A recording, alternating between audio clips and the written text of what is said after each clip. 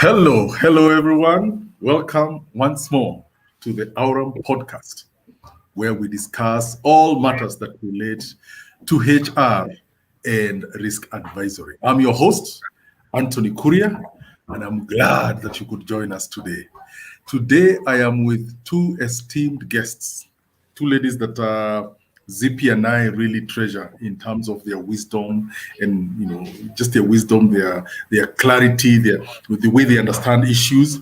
The number one is our usual guest, our in-house HR expert, if I could call her that way, Martha Thuku. Martha, karibu sana. Thank you, Anthony. Thank you for welcoming me. Good morning, viewers. And I just wanted to remind us, I work with LVCT Health. Yes. And we are big in counseling, mental health issues, gender-based violence, stress management, any kind of counseling that you may need. We are there to help you. We have experts in counseling who can take you through any stress you have. Please, if you want to reach out, do not hesitate to reach out. You can reach out through Aurum. They have my contacts. Thank you very much. Thank you, Martha. Thank you very much. As you've heard, Martha is a HR working with LVCT Health, and my second guest, our guest today, not our second guest, our guest today is Nina Mutegi, the CEO of Mirema School. Welcome, Nina. Tell us more about yourself. Thank you so much, Tony. It's such a pleasure to be here today. I've been wondering how come I've not been invited to this podcast yet. And when the invitation came, I was like, thank you. I am now validated again. So my name is Nina Mutegi, and I am the CEO of Mirema School. Mirema School is a primary school that is on Thika Road, sort of behind USIU or opposite Zimmerman, depending on the way that you come. We're a well-established school. We've been in operation for over 25 years, and we offer the local curriculum as well as the international British curriculum. We have a special needs unit where we use an integrated and inclusive approach for our learners with special needs. And we believe in providing holistic education. So we offer we push for academic excellence, we push for talent and skill. Character and mentorship is very key for us. And our latest pillar, especially in the advent of COVID-19, is technology. So I'm honored to be here, Anthony. You and Zippy have been friends of ours for a long time, and we are partners in business. So thank you for having me. Thank you, Nina. You've put it very nicely. It's been it's actually a travesty. I don't know. In my mind, I thought we have invited Nina for one of these podcasts that we do. But It's good. There's always a beginning. There's always a beginning, always an opportunity to be able to do so. So to those who are logging in by Facebook or those who are live listening to us through Facebook, you're welcome to send your comments. Today we are discussing the employee disciplinary management. This month of July. Sasa vile kuna baridi, tumesema wacha tudili na mambo ya discipline. Yeah, the weather is disciplining us to be more careful with our health. So we have also decided to be disciplined, to learn about more about procedures, handling how do you handle discipline from a corporate level, in the workplace. How do you manage discipline, and our investigations, Nina, this as a CEO, and Martha, in your long time experience as a HR, you know that the issue of discipline in the workplace is a very sensitive aspect, and many people, many entrepreneurs, many managers are not very sure how they can be able to handle this matter. And we've been discussing this the last 3 weeks or so. Today is the fourth time we are discussing about it. And to our listeners, if you would want to log in, ask questions, you want something clarified, kindly post it via Facebook. We are live on Facebook. You can always post it, and we'll be able to to help you understand these matters better. And for those who wonder what is Aurum all about, we've heard about LVCT Health, we've heard about Mirema School. Yes, we, the hosts of Aurum podcast, the host company of Aurum podcast is Aurum Consultants, and we specialize in HR, human resource and risk advisory. We focus on creating, strengthening, and streamlining HR systems and processes, particularly for SMEs. We focus on pain points like legal application and statutory compliance. We focus on things to do with ineffective and inefficient business processes and the matters related to talent management. And the solutions we offer include compliance with the labor laws. That's a big deal for most entrepreneurs. Streamlining our clients' HR processes and providing financial indemnity to business risks. Services we offer include HR outsourcing, HR administration, training, payroll administration, risk assessment, and advisory and recruitment. Now to our topic today. Ladies, I want to know from you. I'll start with Nina. Now you've been running Mirema School for a while. There is a theory. I'm sure even just the basic part, sitting on that chair. Yes. You're sitting on that chair. I don't know whether you have that. I've seen some people who have that CEO, the back stops here. I'm telling you. The back stops here. There's all the theory. You've read all the books, probably. You have an MBA and all those kind of things. Yes. Sit in the morning. Theory and the practice comes into being. Yes. Now, forget about all those things you've studied and whatever you experienced being there, being the KYM. Now you're seated on the CEO's office. Mm-hmm. The question of disciplinary comes in. The first question, the first topic, the first item in my mind is: should organizations have a clear disciplinary process from where you sit as a CEO? Right. Have a clear disciplinary process. Wow, that is a loaded question, Tony. Yes. A very, very loaded question. And maybe what the question should be is come and see what happens when an organization doesn't have a clear disciplinary process, which is utter chaos. Chaos. So I'll explain maybe a little bit from a practical perspective, and I think that will be more useful because, of course, there's the textbook kind of the legal disciplinary process. So what I'll do is I'll try and just bring it into now my experience at Mirema School. Yes. So Mirema School is a family business, and this school was started by my parents. As I mentioned, we are over 20, I think we are 24 to 25 years old now.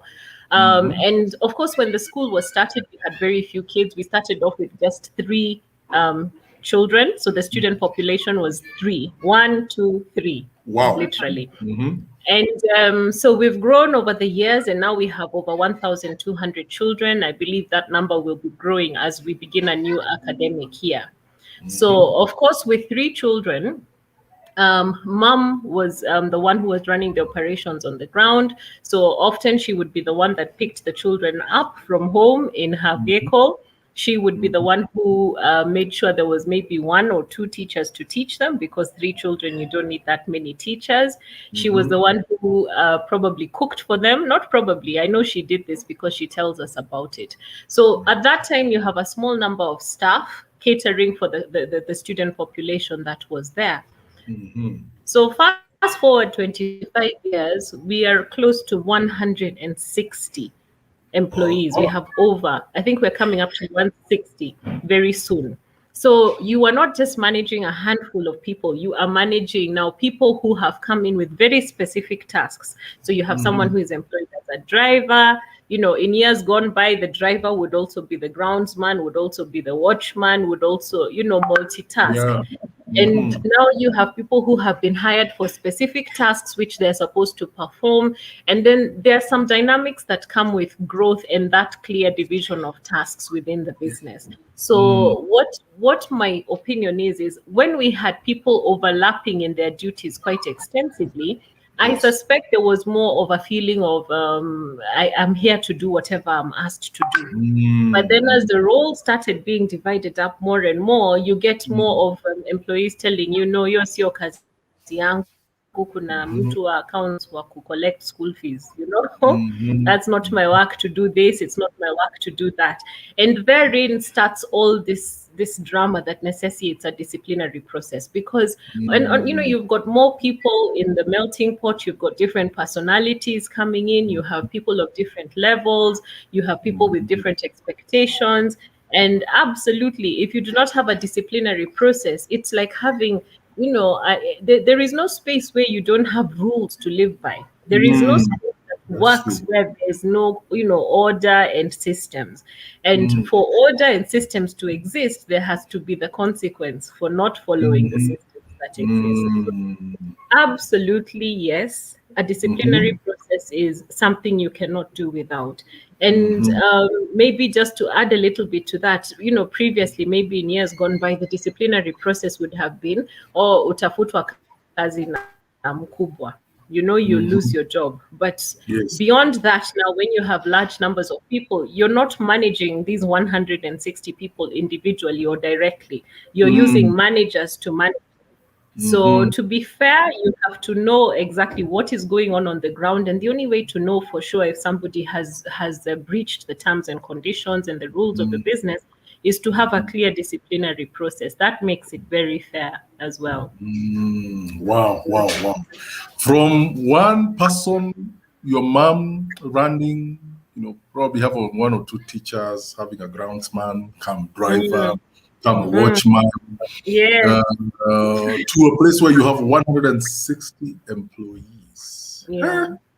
Wow. Yeah. If you don't have disciplinary processes there, you have chaos. Martha, Martha, tell me from your perspective, managing, you've managed in LVCT is just the latest of the places where you've been a HR manager. What's your take about organizations having a clear disciplinary process? Thank you, Tony. I cannot agree with Nina more. She has hit the nail on the head. And what I can add would be that just as any other policy in the organization, the disciplinary process must be part of that. You know what policies do? They set standards, they make clear to staff what the code of conduct is. Yes. They bring and what is not acceptable. The rules help the employee understand the boundaries they have been employed to work in. And when you go further, even you find that the repercussions are also outlined in that process. Should you not adhere, this is what will happen. And organizations that follow that way, then you'll find that everyone is aware of their boundaries. So when everyone is breaking the rules, it's not that they are not aware. And what I say, having the disciplinary process is one thing, and having any form of policy is one thing. And Nina can testify, if where she sits, she does not lead to that process, if she's not committed to, even if she has it in her books, and she's not committed to working through that to the end. Like someone steals, there's a disciplinary case, and maybe because her business is a family business, it's her sister's son, her niece or her nephew, and she's feeling, so you see, she can't apply as two sides. She can't discipline someone who is not her relative and not discipline her relative. So at her table, she has to be committed to that process, irrespective of who has committed whatever offense. The process must be mutual, they must be fair, and apply to everyone. So that's what I can say about that. Thank you. Wow. Martha, you've put it very nicely. And I believe, especially for our listeners who are business people, who are managers, who are running their businesses, you've got to get the idea of having a professional organization from the very beginning. That the fact that now here, yes, it's a business, it could be a family enterprise, it could be you've employed, your nephew, you've employed your niece there, you have a son of your cousin, or it could be your cousin, you've put them because they have certain qualifications to run certain. When it comes to the business itself, just like in every other aspect, whether it's in performance appraisal, whether it's in the way you hire, whether it's in the way you remunerate, when it comes to disciplinary process, it has to follow procedure. And Martha knows I like bringing stories from my past. I remember one company I worked for. I've just remembered it. I was about to laugh when Nina was talking. When Martha was saying, I remember one time where it was a whole, it was a proper insurance brokerage. Everything was straight. But when it came to certain issues to do with the disciplinary, it's called off the hip. The way the guys in the films of the Wild West used to, draw the gun from the hip and sort you up.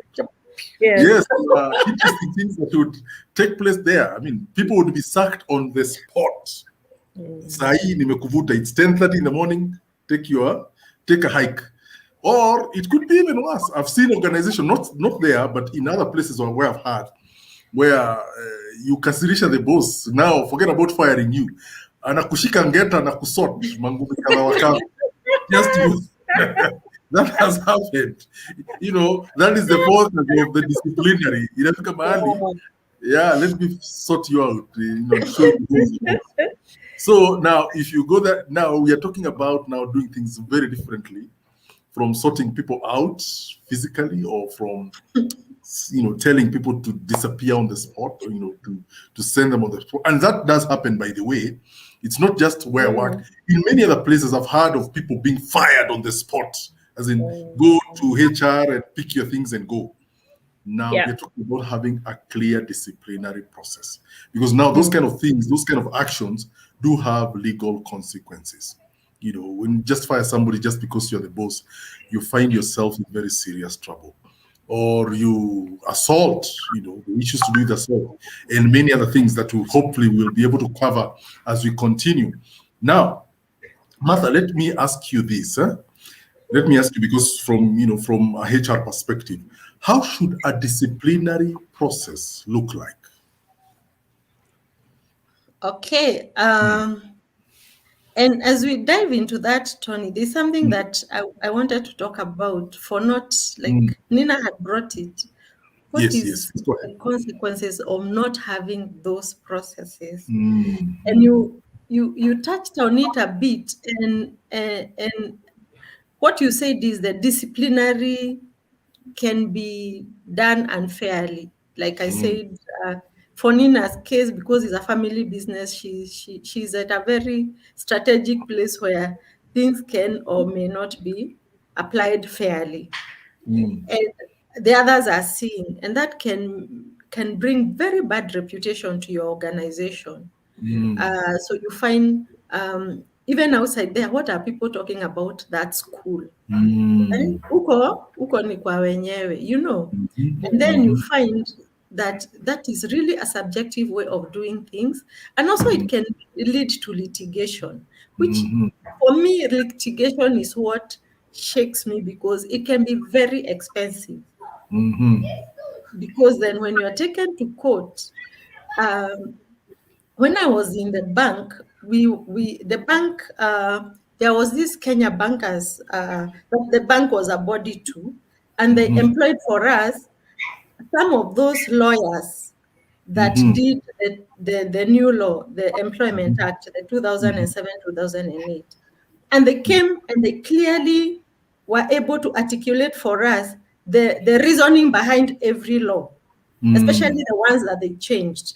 And one of them was about terminating people. And they said, what they advised the labor court judges is that when an oh dear. Looks like Martha lost her internet connection, but she'll be back. Yes, Nina, from your perspective now, on the practical aspect, How should a disciplinary process look like? Looking at what you have gone through, looking at what the things that you've gone through from one employee to 160, and looking at how we work together. How should a disciplinary process look to you from your perspective? So Martha had started talking about it, and I'm really keen for her to continue explaining that, because there is, there's a process that comes up. She talked about the reputation for the business. I just wanted to touch on that because I think it touched a soft sore spot for us. We've had challenges actually in the past because you are transitioning from one way of doing things and moving to a more structured way of actually running your business. And what I can see now is the more structures we are putting in the business, we are now even able to start hiring relatives. So there was a point in the business we had to say, no, don't hire relatives, because it becomes very, very challenging to manage them. You know what she was talking about, this is my sister's, Yes. Your child, this is when you don't have systems, and particularly HR systems. So I know you know this, but I'll say it for the benefit of the viewers. We've had such great challenges with rolling out the performance management culture at Mirema School. So we've had several attempts and they've not always been successful, or they've been successful and then we've not been able to do it consistently. And what that means for the business is that you don't meet your business goals. So your performance is very, adversely affected. Now, the next step after the performance management is what happens if I'm not performing? There must be a system, a process. And now that process is what you're asking me about, I believe, Tony. What is this process? And therein lies the relationship between the HR department and the CEO of the company or whoever is leading the business, because there must be clear, information that has been rolled out to the staff about what happens if you don't meet your targets, what happens if you steal something from the store, what happens if you mishandle a client, or worse still, a child. School tell you we struggle with corporal punishment a lot, because much as it is against the law and we should not do it, the reality on the ground is the people who are working with the children have a very different mindset. So you're here, talking the talk about the policy, but on the ground something different could be happening. Struggle with this repeatedly, and to change the culture in your organization means that you have to have put or implemented this disciplinary process for some people who break the policy or don't follow, so that if you beat a child or pinch a child or speak a certain way to a child, the disciplinary process begins. Now, I don't know whether I want to go into the nitty-gritty of it, because I rely so highly on my HR department to take me. No worries. You don't have to. I don't have to. That's what Aurum does for me, thankfully. Yes. Wow. Martha, before you dropped off, unfortunately, technology can let you down once in a while. I like the process, the way you are going. You are bringing this thought process that was really coming up. I don't know whether your thought you can quite bring back to where you are so that you can continue. Yeah, I can. I was just hinting a bit about not having a written one. Yes. So when it's not written, it is applied unfairly. So Nina today will be told, oh, so and so did this.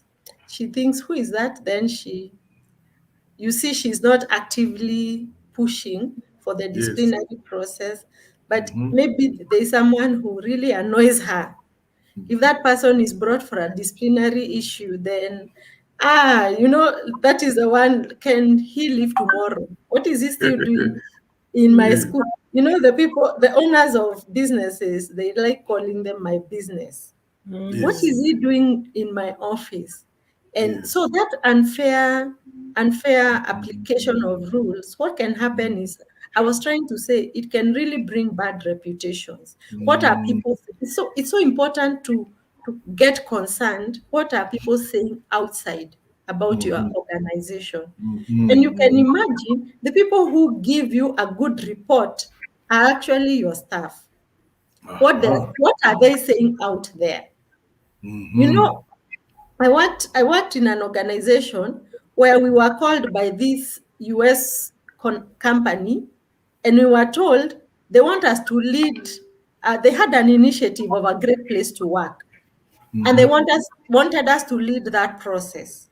And when we tried to find out how did they get to get us to be the ones to do it, kumbe they had gone to the ground, they had spoken to our staff, and our staff just liked working in that organization. So they wanted to know, what is this these people do? And they called that was an NGO. They called so many NGOs, and they wanted to hear, what do you guys do to your staff to make them talk like that about you? So it is important what your staff are saying. So you can be doing very nice things up here, Nina, but what is trickling down is what is more important, because those are your ambassadors. So you treat them well, you be fair, they will treat you well. And now we were coming to the process of that disciplinary process, how it should look like, exactly how it is written in the labor law. Those steps need to be followed. So the first step is counseling and verbal warning. So when then the person does the same thing again, remember I have used the word the same thing. So this process is for a particular issue. And then there has to be a written warning, a second one, and a third one, which will be also final. Because after that, should then the issue continue, then it will be termination. And then after termination, in the termination, there should be also a clause of appeal, like someone can appeal to Nina about that termination. And Nina, now you're the one who actually has to make the decision, because when someone appeals, then you have to constitute a committee to hear that appeal and why this person is appealing. And it will be your honors to make the final decision. You can uphold the termination that maybe you have a committee that handles those procedures. So you can uphold that and tell the person, having listened to you and having listened to the evidence gathered by the committee, I still uphold the decision they made. Or you can say, you can give them, you can have mercy and maybe give them another chance. And from your mouth, you're telling them, by the way, this is the final chance. If you repeat this, it's me who will send you home, not even the committee. So if that process is followed nicely, should that person go to court, and you see, everything must be in writing.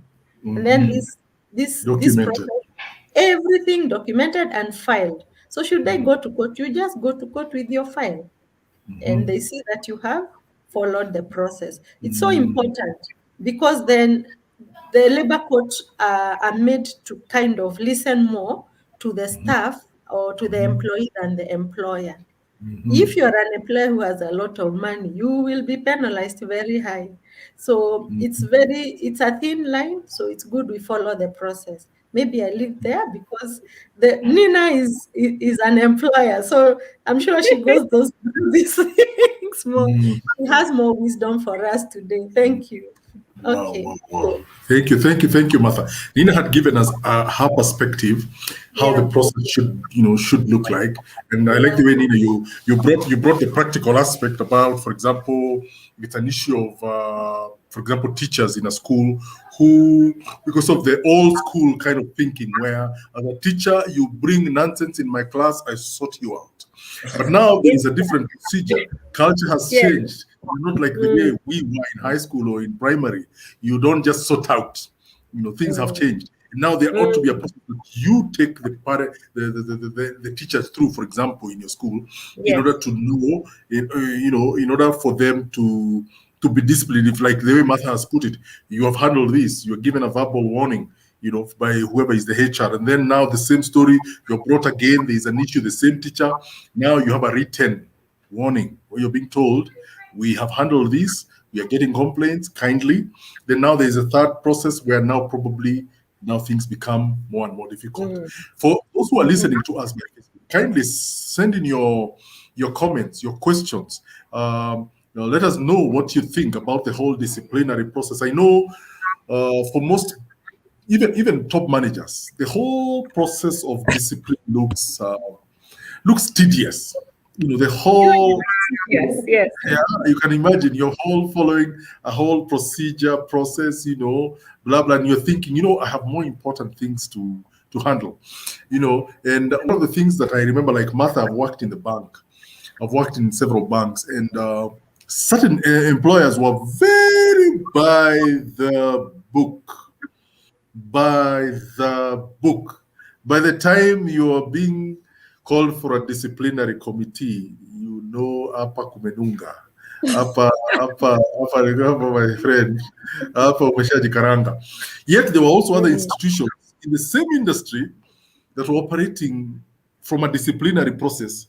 It was more like I don't know how to put it. It was very ad hoc. Where I remember in the last banking institution I worked in, the MD would tell the HR, I don't want to see that person. Organize that lender. I don't want to see him. I don't want to see them. So HR would put pressure on you to write a resignation letter. Yes, I'm talking about the truth. You would be instructed, finding it, tell Anthony now, the other day you had a difference, 300,000. Yes, we know that you found the money, but these incidences are going too back, so we're giving you an option. Instead of sending you home, just write a resignation. I'm very serious. And some people would refuse. And it will be helter-skelter. You come late for work, they're waiting for you like a hungry tiger. You're put under so much psychological stress until you decide, you know what, I don't need to work here. And you write your letter. There are people who would refuse. So HR would find a way and, termination. But they know you are coming. They know you're going to quit and come. And the CEO would not mind. You go to court, I just don't want to see you here. And people would go to court and they would be awarded money. Okay, I don't know. I have not followed the process whether they were paid, but I know that particular institution had several labor issues that went to court. And now when I look back, and even then, I would wonder, you're talking about, say, a section head or a branch manager. You cannot send them home like the way you send a house girl. It doesn't work like that. So the issue of the discipline, and that institution really suffered a lot. I don't know whether they still suffer the same, but they had to pay several tens of millions they had to pay several times, tens of millions. Unasikia 1 year utasikia, so and so alipewa 10 million, so and so alipewa 6 million, so and so, next year unasikia hivyo, another year, and it's like the management did not have a big deal paying off. It's the big deal. We are a bank, we have money. So, but you see, as Martha, you're saying, it can be very expensive. Mirema School doesn't have that kind of cash flow to be paying that kind of money. Definitely Just because you did not follow a disciplinary process. As tedious as it is, it is important to be followed step by step. But then on the positive side, Nina, you should never be you should never be scared of taking a decision when really, you see, it's not, let's leave what Tony is saying, and we are saying this is a real case. It's okay to pay. It's okay to go to court because you are convinced, you are convinced that this person is a thief. This person did this. So in your organization, it's very important to know what are these zero tolerance policies. That if this one is broken, I'm not budging. Yes. These are summary dismissal. Whether it goes to court, I'm ready to pay. Because what happens, should you do that like to one person, and they go to court. You go through the process. And the most important thing is that you are clear on things, you have documented your papers. Please go to court. The court will not penalize you for that one. Because once you do that for one person, and you succeed, you know, the way there's a program I used to watch in Swahili used to say, ili iwe funzo. Exactly. I was just thinking of that. Yes, let it go. Do not fear, because then, because of the way the court, the labor court has become, and they are kind of staff friendly, employers have been left like they are tied, that they can't make decisions, they can't sack people. No. That is not true. Everything is fair. Written documentation. Make sure what you have done is as per the law has given. And you know the good thing with Employment Act, like the disciplinary procedure, it is there in steps. So you follow them step by step. And then you know very well this is a real case. Then in your policies, you are saying, these are the zero tolerance policies in my organization. The fraud, like in your case, the beating, you'll find you have girls in your school, and maybe the teachers want to sexually molest them. So you have a zero tolerance in sexual harassment. There's also even harassment of other, maybe tribal things. So there are some policies you can make sure these are zero tolerance. If someone does this, they have crossed the line. And we are going to go through all the way. Even if it goes to court, I'm ready to go to court. That's what I can advise Nini and any employer who is watching. Thank you very much. Wow, Martha. Wow, thank you, Martha. That's very insightful. Yes. Sorry, Tony, I cut you off. No. You actually, that's what I wanted to hear from you. Because you are the one sitting on that hot seat called the employer seat. And as Martha has put it, sometimes it may seem like the labor court is favoring the employee. But there's one thing Zippy keeps reminding me. The reason it looks like that is because already as an employer, you already have it's a head start. If you're in a race, you're already ahead. You have the resources, you have the HR employed, you have the financial muscle. So here you have the employee who is seeking justice when they go to the employment court. So it's up to you as the employer to show that you have followed procedure. You have the procedure available for you. You have your HR person there available to make sure that the process is run well, so that by the time the employee decides to go to court, the court expects that you have done everything, properly. The procedures have been followed. So now it becomes the onus of the employee to prove that having gone through this procedure, I still feel there is some injustice that took place. So the onus falls on them to be able to prove that. I can see Martha is still struggling with her internet. Yeah, we've lost her again. But yes, I have some burning things I want to say, Tony. Go ahead. Because sasa, you have painted two extremes. You have painted this employer who is now afraid of actually implementing certain things because of the legal system and the fact that the employment court seems to favor employees. And actually, we have this problem. We have faced this. So, for example, my parents come from a very different school of thought, where for them, if you're not adding value, you should not be here. And you should not be here from now, not tomorrow. And so you will find they are I have these discussions with my dad very often. The last one was when we had a security guard who was always sleeping. So he comes home, the gate is locked. I mean, I'll actually paint the picture. So he's in the driveway waiting to come in because they live within the school compound. And the guards cannot find the keys because so-and-so took them. He has gone somewhere. He has entered a school bus. He's fast asleep. So this is incident number one. Incident number two, again, this guy comes to work late, the same employee. So here you have two different issues, lateness versus sleeping, or, then of course, when you find him, he'll say he was not sleeping, he was just resting. So now here is me as the person who has employed this security guard, I can't even get into my compound. Actually, he had to sit in the car for quite a while everybody was looking for this gentleman within the compound. Because he's in a bus, nobody thought to look in a bus. So of course, my founder and chairman of the board says this guy needs to go, and he needs to go now. Yeah, well, he is putting my life at risk, which is true. Which is true. So now I'm very aware, because we've had issues in the past at the school where we haven't followed the disciplinary process. I think this is the point I want to highlight. It isn't for employers. Where we get it wrong is it's not a case of whether the employee should be kept in the job or not, whether they should be kept as an employee or fired.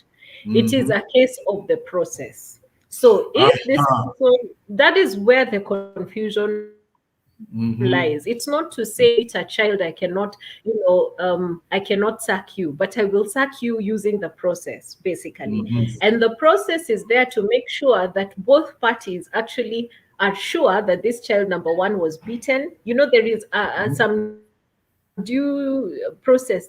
It's not just Nina's opinion that is being listened to in this instance. We are bringing in a committee so that if I have a personal dislike for this person, then it's not just my input that is there. So I realize and I understand now, after some years of, we've even been taken to court before. We have a couple of cases that have gone to court. Some of them are still going through the system, and we've taken advice for them.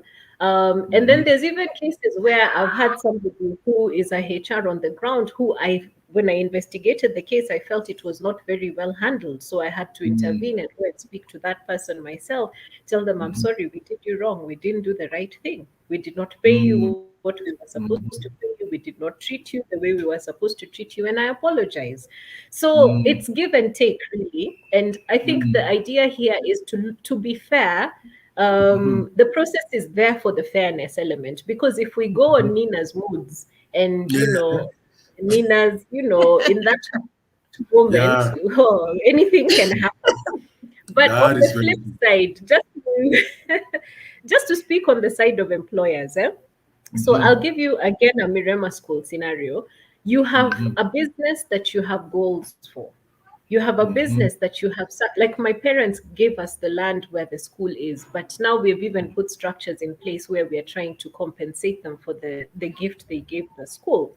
So you have a business that has to meet financial targets, right? Then you have all these people. You can imagine with 100 and nearly 60 people, what our payroll is per month. I can imagine. Yeah, it's a big one, that one. Yeah. So you have all these people who you have brought to help you realize this target that you have set, this business target, because it's a business decision. It's not even personal. When you get to that number, it can't be personal for so many people.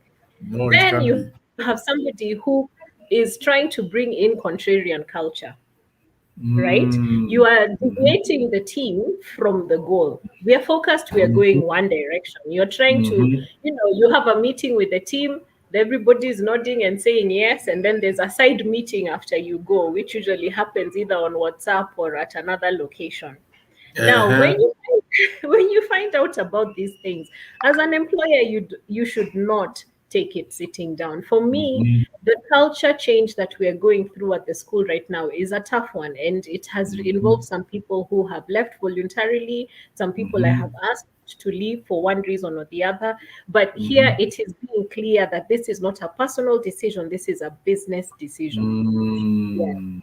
So that's what I would say, because if you maintain this culture where people can do what they want in your business, you're the one who you put your name to the loans with the bank.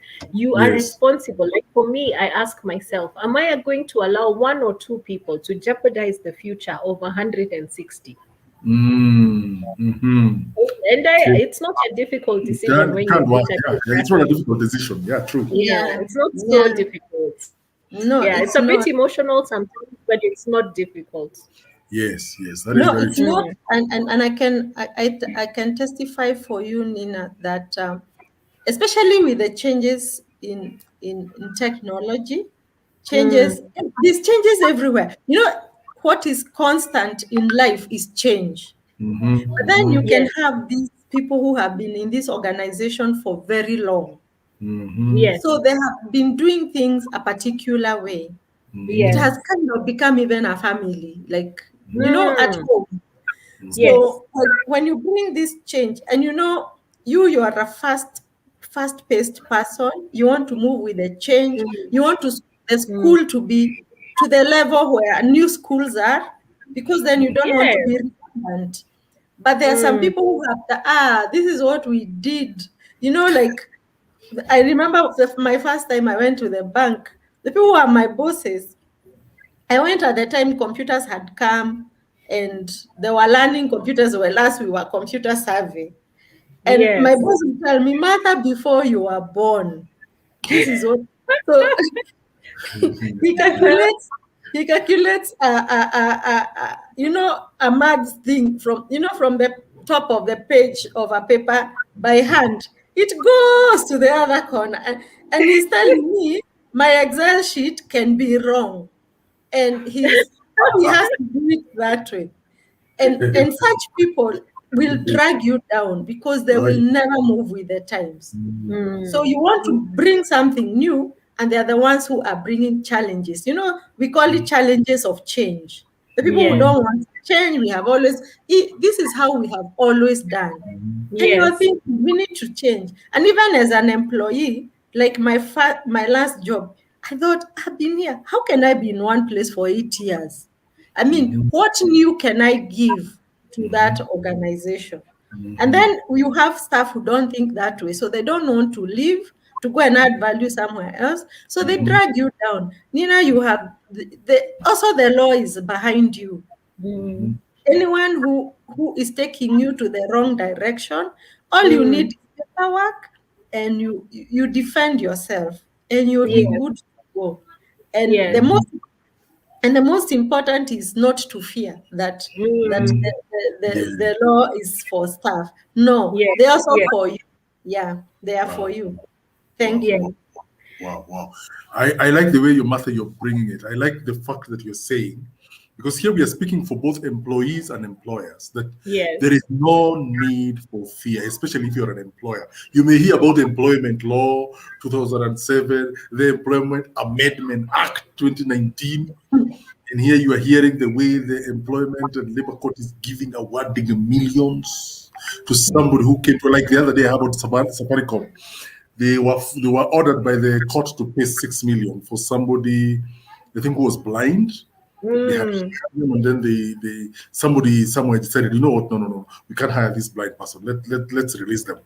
And then now you can read those kind of stories, and you're wondering, oh Lord. Now I'm running my own enterprise where I have 5, 6, 9, 10 employees, like the way we are at Aurum, and you freak out. No, I like the way, Martha, you put it. There is no need to freak out. As long as you're doing things the proper way. Yes, there are pitfalls that are there, the way we have discussed them, that you might find yourself in a pitfall because somebody has been in this company for long, or because, as CEO, Nina, the board chair is telling you, I walked in here and that fellow was asleep. And he nearly, put me in trouble, Yes. Police could have been driving out here because of their curfew, just because somebody was. They need them to go now. It could be an issue. The way you've said, could be somebody, emotional aspect. You find yourself, that would be another pitfall that you could find yourself falling in, because I don't like the look of that guy. I don't like the look of that lady. All those kind of things. So you've got to follow the process to avoid some of the pitfalls. Now, as we head towards the close, I want to ask this final thought. I have this final thought that I have in mind. What wisdom can you give employers who don't have a disciplinary process, a disciplinary policy, or a process in place? Let me start with you, Nina. What wisdom could you give employers who don't have policy or a process in place? It's so funny that you asked me that today, because yesterday evening somebody called me and asked me the same thing. And what I would say is, if you are the owner, the director, the CEO, if you are the one that is driving strategy, it is in your best interest to some HR, somebody else doing the HR function. And there's different ways of achieving that, because you don't necessarily need to hire a HR person if you don't have the numbers, but you could also outsource the service, and it could be a part-time service. So I would say, for me, I've had to learn quite a lot about HR, mostly from the trouble that we found ourselves in, even with a HR person in place. So number one, you as the one running the business, don't delegate it 100%. You need to go to FKE. They always have training sessions. You need to be, keeping up with podcasts such as this one. You need to be talking with other employers so that you know what's going on in the space. So that you are not misled or manipulated, because there's a lot of people who will come to you and tell you, oh, nimeona fulani anafanya hivi. There's a lot of manipulation that goes on within a big company. Yeah, a lot. So you have to be cautious of that. But you, as the person who is driving the strategy, delegate the HR function to somebody else within the company, so that there's that soft space for people to land in. Because at the end of the day, we also human beings. We may be pushing for targets, we may be pushing for performance. There's that soft space that people need to be able to go to, and you cannot double up as both. I have to be very task oriented in my job. So now if we're talking about family issues, and then I have to be soft today, and then tomorrow I'm PMing you and asking you why you haven't met your target. I know you're having problems at home. It's difficult to wear those two hats. So delegate it to that person, but don't delegate it so that you don't know what's going on. You have to have some knowledge yourself. And then you just pray for wisdom, because there are instances where the balance between being fair and being seen to be fair is difficult sometimes. So, when I interview people, I'll go in a little bit and find out what's this person's background, where did they come from. So it sets an expectation for you. So there are people you might not be surprised if they do something because of the background they came from, but yet your other staff will not know that. You see, that's information you have. So you might treat this person one way, and everyone is like, why is Miss Nina being so easy on this person? So that wisdom to find the balance is something that can only be God-given. It can only be God-given, because there have been instances where I have allowed people to stay who normally I would be like, no discussion, that one, please, out now. And then, of course, depending on the setting you're in, you have to factor those things in. Like we are working with children. So my kids, because they're all my kids, all 1,200 plus of them, are watching everything.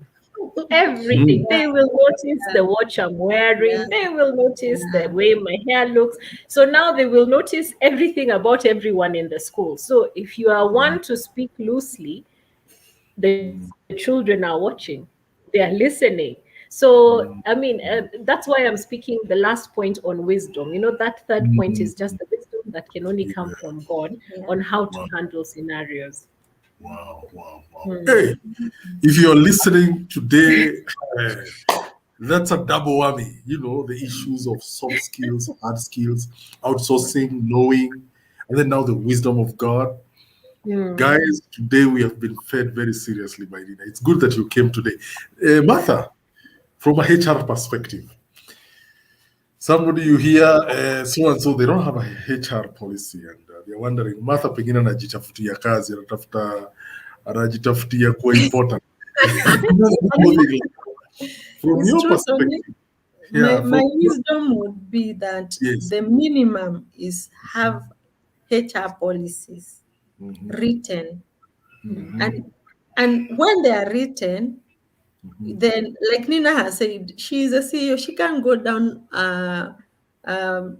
lowering it down to the how many staff you have, to the 100 or 200, and so she has mentioned that it's important to have someone who does that.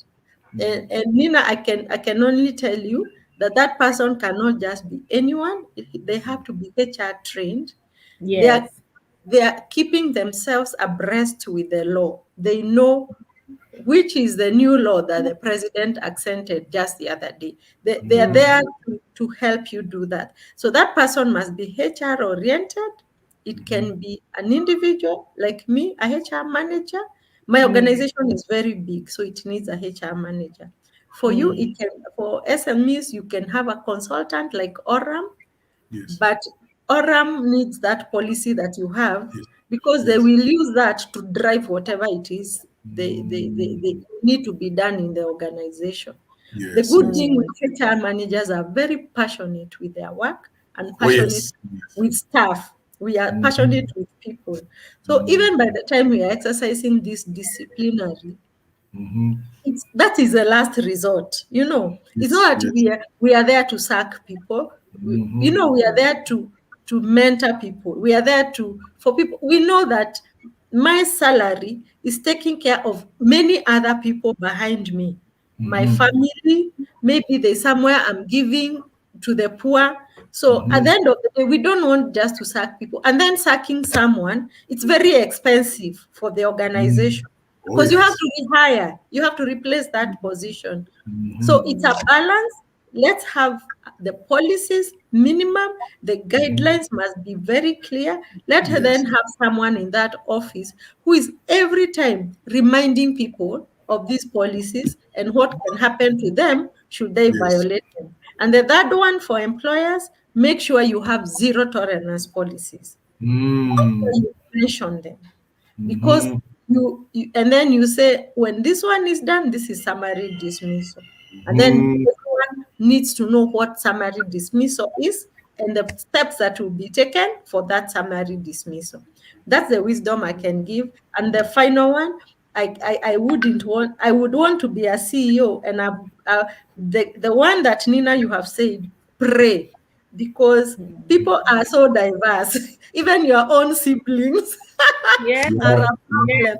Imagine now dealing with all the millions. So it's always important to seek God's guidance in your job, so that because at the end of the day, you'll be accountable to these people God gave you, and how you when you go to the next life, what will you live, and what will you explain you did to the people that God gave you?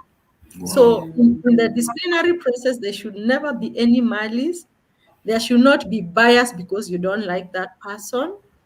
So because then it's good to work with a mindset of eternity, that I'm doing this because this is what God has given me, and I have to do it to the best advantage for me and my relationship with God.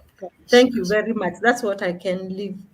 Wow, ladies, today it was good we put it like 1 hour, because I still have a few more points that I wanted to ask, clarify, but the two of you have really summarized it well. That there is wisdom, that at the end of the day, if you're dealing with human beings, like Martha, you've said, people are very diverse. Nina can tell you, with siblings and all that, people are very diverse, and then you need to have the wisdom, both from above, and also the wisdom of being able to set the standards in place, having the no zero tolerance policy, in addition to many other, having somebody whom you've hired or whom you've engaged to handle the HR aspect, even as you keep watching over it. Just the same way, Nina, you'll find the same way you have a bit of understanding of HR, the same way you hear about issues having finance for non-finance managers. You've got to have, for example, knowledge of finance, knowledge of HR. Absolutely. Yes, you need a bit of understanding of marketing, for example. Even if you're not a marketer, then now you bring issues of strategy. You've got to think about strategy. So, as an entrepreneur, and today we are speaking to entrepreneurs and CEOs like you, Nina. Even as you juggle all these balls, you're playing with them. You have HR, you have finance, you have strategy, you have this, you have that.